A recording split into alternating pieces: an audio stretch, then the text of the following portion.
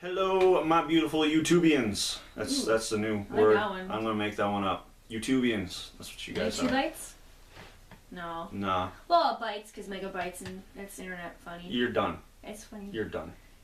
It's funny, I swear. And you're seeing us. It's time for our weekly comic book reviews, and we actually have a lot today. So sorry, we won't be getting to any retrospectives this week. But we'll make up for it with other awesomeness, because these are awesome. Well, two of them are. Two of them are, anyway. We have 3 comics to go through today. We're starting off with the finale to the great Ozymandias. It's been fantastic. Yeah, that's where we're going to be starting. And then we're going on to Batman and Robin number 18. So they're going to be dealing with the aftermath, of course, of stuff happening. They should know by now. Well, you got Joker and then Damien. That's a lot of shit to deal with. I guess that's true, I guess. And guess what? I'm not sick anymore, guys. I tried. Knock on wood. Tried to make her sick, it just... Knock on wood. Yay! It's from Walmart. I doubt it's real wood. It's probably something shitty. You know what? It's woodish. It's probably cardboard. Anyway. It's woodish. So, of course, we'll be starting off with the finale to Ozymandias. There is the cover with the crazy squid thing. I like the colors of the crazy squid octopus thing. It's pretty. It was pretty. See? You don't have to complain about it like the Watchmen movie. Man, where's the squid? What was it? Squid. Oh, it's just blue explosions of death. Yeah, it was just the blue explosions of death. Yeah. But the machine that caused them was called Squid. Like, it was one of those acronyms. It's been a long time since I've seen that movie. Holy fuck, you should be watching that constantly like I I like do. Batman. I love Batman, I man. could not tell. So, quick review. Probably the best out of the series. Yeah, which isn't saying much, but... It's really not, but as far as an ending goes, it's not bad. It's weird, because it's one that satisfied me the most, because it kind of tied things together and explained things. The other ones kind of felt a little, superfluous. A lot of stuff I didn't really need to know or care about, but this one kind of tied things together. At the same time, it ends super abruptly. It ends so strangely. I it's was like, left. Boom, done. While I was happy with the way it was, it felt unfinished. Yeah, it feels unfinished. I'd agree completely. So that's exactly how it felt. Yeah.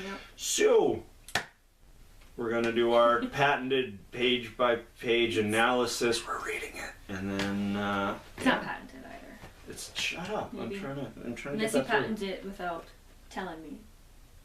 And There's a lot of things I don't tell you about. It's true. It's true. Well, I like to keep them in the dark and worried all the time. I find it gets better reactions out of people. Yay!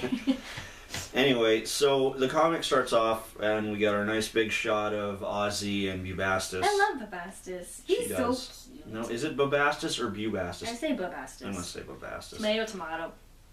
Anyway, it's his audio autobiography. Concluded, and he's basically just explaining how he's been watching Dr. Manhattan, of course, over the past bit, trying to figure out how his teleportation works. And he's always getting the sense, or he's pretty sure that Dr. Manhattan already knows that he's watching him. And the fact that Dr. Manhattan, when looking right at his cameras, hidden cameras, has this almost little quirk smile to him. Like, I know you're watching me. I know you're watching me, but he doesn't care. That's really irritating Ozymandias. Good. I'm happy about that. Then we cut to the funeral of his assistant Marla, who died in a accident. She wandered out into the street and got hit by a bus. She knew too much. He killed her. Yeah. And that's basically where it goes. He's, faking, oh, your daughter, I don't know how I'll replace her, yada, yada, yada. Even in the funeral, he was very cold about it. He didn't... The first thing he said was, she'll be difficult to replace. And then he said, I'm sorry for your loss. Yeah. He's not a nice dick. guy. I don't like Ozzy. No. Then we cut to him meeting a gentleman in Boston for dinner, and it's Mr. Shia, the comic book creator. And basically he's offering him the job, one of the jobs to be at the island, of course. He's saying it's a movie. He's saying the best sci-fi movie ever made. It's using technologies and all this kind of stuff that's so secret. Basically, you're going to have to give up everything. Your whole life, you're going to have to sign a contract, all this. And he's like, I'm not going to do that. There's not enough money in the world. He has totally enough money in the world. There's one thing I wanted to say, quickly. The shot of his eyes, his eyes are gorgeous. In this one little shot, they are, it was just, I stared at them for a while. They are so intense, so blue. It's hard to tell there, but fuck, they're beautiful. So he gets him to sign up for the group, and then we cut right to the island. Everyone's kind of having a meet and greet. They're all, hi, I do this, I do this, I do this. And he's like, okay, great, now that you're all, each other, get to work. Yep. Just get to work. Not paying you to have fun. Mm-hmm. But then one of the people working there, he's saying about the brain he gave us to clone. It's a human brain. That's kind of bugging me. He's like, so I got it from a cadaver. He's like, well, as long as it was dead before. Sketchy. So while that's going on, he hires a new assistant, trying to, keep his normal life up while he's, clearly doing all this stuff. And then we cut to him. They're working on making the machine that'll duplicate Dr. Manhattan's powers. Yeah. And that's basically it. He's just telling them, work harder. We need this, we need this. Yep. Goes, opens the Institute for Extra Spatial Studies. I think so. Extra Spatial Studies. This shot of him holding the scissors bugs me. I think giant scissors should be heavy, and he's just like, but I mean... But he's the greatest man in the world. Strongest man. He'll be fine. That's true. And basically one of the reporters is kind of like, there's a rumor going around that you're basically trying to duplicate Dr. Manhattan's powers, and this is the institute you're doing it at. He's like, they're just rumors. Yeah, he is basically like, bitch, please. His powers, they're so crazy, that's like trying to duplicate someone's lucid dream. It's not happening. They're just rumors. And then we cut to Moloch getting out of jail. I want to look at number 1. It ended with this shot. Was it? Yeah, it was this shot. This is how number 1 ended with him getting out of the jail. Yeah. But Moloch getting out of jail and Ozymandias offering him a job. Yeah. And while this is going on, comedian, he's coming back from a mission. He's on a blimp, and this is where we see that this is how first he finds notices out. the island. Yeah. I don't know if they ever talked about how he found out in the original. They just, I think they just vaguely said he found out. That's all I need to know. So this was the only thing I really, really liked about this comic, is we find out how the comedian found out about Ozzy's dastardly plans. Yeah, sees it, comes back several days later. He thinks that it's some kind of enemy base, so he figures, may as well make sure it's on the level. Yeah. Goes in, reads Adrian's files that were only for Adrian, walks into the room, finds the squid. And he immediately leaves. Freaks out, leaves. And then we cut to him standing in front of Moloch's apartment. Yes. For that whole scene. The whole time Ozzy, of course, is talking over it. I don't know how long he was standing in front of there, but eventually just snapped and he had to go in and talk to somebody. And then we pretty much get verbatim what happened in Watchmen. His whole, it's all a joke. It's a big fucking joke. I don't get the punchline. What's so goddamn funny about this? And the whole time, Ozzy's listening in. He's bugged Moloch's house. Just in case. Just in case something like this happened. Yeah. And he's wearing these weird fucking headphones that... Yeah, they are weird. I know. But there is, in this shot of him listening, there's a really beautiful shot of Babastis hanging out with him. And Babastis looks beautiful, but I have a little problem with the way the proportions look. It looks a little off. Yeah, he looks way too big. I know that he's a bigger cat, but whatever. It's beautiful. It's a nice shot, yeah, but... It's just the proportions seem a little off to me, but... Yeah, especially when they're walking next to each other in the next... Yeah, part. Walking next to each other, it seems like it's back to normal, I don't know.